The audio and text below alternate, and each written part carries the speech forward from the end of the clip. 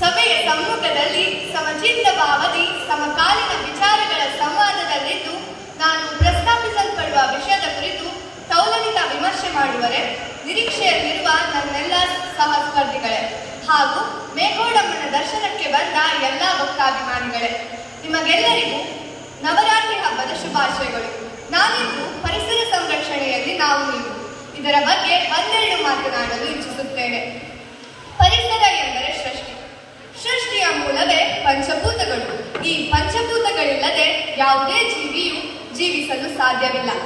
ಆಕಾಶ, ಭೂಮಿ, ಅಗ್ನಿ, ಜಲ ಮತ್ತು ವಾಯು ಈ ಪಂಚಭೂತಗಳಿಂದಲೇ ಸೃಷ್ಟಿಯ ರಚನೆಯಾಗಿದೆ. ನಮ್ಮ ಸುತ್ತಮುತ್ತ ಕಣ್ಣು ಹಾಯಿಸಿದರೆ ದೇವರು ಕೊಟ್ಟ ಈ ಅದ್ಭುತ ಪರಿಸರದ ಸೊಬಗನ್ನು ಕಂಡು ಮನಸ್ಸು ಪ್ರಸನ್ನವಾಗುತ್ತದೆ.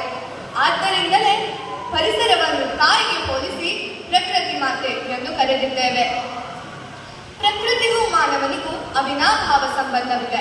ಮಾನವನು ಪ್ರಕೃತಿಯಲ್ಲಿಯೇ ಹುಟ್ಟಿ ಪ್ರಕೃತಿಯಲ್ಲೇ ಬೆಳೆದು ಕೊನೆಗೆ ಪ್ರಕೃತಿಯಲ್ಲಿಯೇ ಮಣ್ಣಾಗಿ ಹೋಗುತ್ತಾನೆ.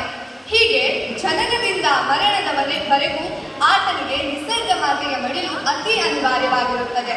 ಆದರೆ ಇತ್ತೀಚಿನ ದಿನಗಳಲ್ಲಿ ಮಾನವನು ಆಧುನಿಕತೆ, ನಗರೀಕರಣ, ಕೈಗಾರೀಕರಣ, ತಂತ್ರಜ್ಞಾನದ ಅಭಿವೃದ್ಧಿ ಹೀಗೆ ಹೈಟೆಕ್ ಸಂಸ್ಕೃತಿ ಎಂಬ ಅಶ್ವದ ಬೆನ್ನೇರಿ ಪರಿಸರ ಮಾತೆಯ ಉಸಿರುಗಟ್ಟಿಸುವ ಕೆಲಸ ಮಾಡ್ತಾ ಇದ್ದಾನೆ.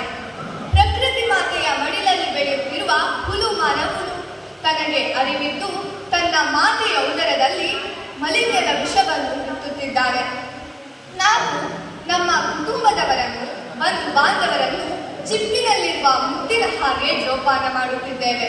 ಆದರೆ ನಮಗೆ ಉಸಿರನ್ನು ನೀಡುತ್ತಿರುವ ಪರಿಸರ ಮಾತೆಯನ್ನು ನೆನಪಿಸಿಕೊಳ್ಳುವುದು ಕೇವಲ ಪರಿಸರ ದಿನಾಚರಣೆ, ಗಾಂಧಿ ಜಯಂತಿ ಮತ್ತು ಸ್ವಚ್ಛ ಭಾರತ ಅಭಿಯಾನದಲ್ಲಿ, ಅದು ಕೇವಲ 24 ಗಂಟೆಗಳ ವಾಟ್ಸಪ್ ಸ್ಟೇಟಸ್ಗಾಗಿ ಮಾತ್ರ ಮೀಸಲು.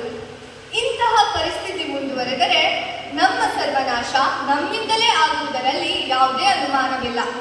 ಇದು ನಡೆಯಬಾರದೆಂದರೆ ಇಂದಿನಿಂದಲೇ ನಾವು ಪರಿಸರ ಸಂರಕ್ಷಣೆಯ ಪ್ರತಿಜ್ಞೆಯನ್ನು ಕೈಗೊಳ್ಳಬೇಕು. ಹಾಗಾದರೆ ಪರಿಸರ ಸಂರಕ್ಷಣೆಯ ಮುಖ್ಯ ಕ್ರಮಗಳು ಯಾವುದು ಎನ್ನುವತ್ತ ದೃಷ್ಟಿ ಹಾಯಿಸಿದರೆ ಹಲವಾರು ಮಾರ್ಗೋಪಾಯಗಳು ನಮಗೆ ಗೋಚರಿಸುತ್ತದೆ.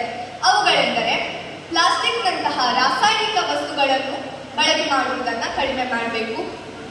ಗಾಜು, ಕಾಗದ, ಪ್ಲಾಸ್ಟಿಕ್ ಮತ್ತು ಲೋಹಗಳಂತಹ ವಸ್ತುಗಳನ್ನು ಎಲ್ಲೆಂದರಲ್ಲಿ ಎಸೆಯದೆ ಸಮರ್ಪಕ ಮರುಬಳಕೆ ಮಾಡುವುದು. ರಾಸಾಯನಿಕ ಗೊಬ್ಬರಗಳಿಗೆ ಬದಲಾಗಿ ಸಾವಯವ ಕೃಷಿಗೆ ಆದ್ಯತೆಯನ್ನು ನೀಡುವುದು.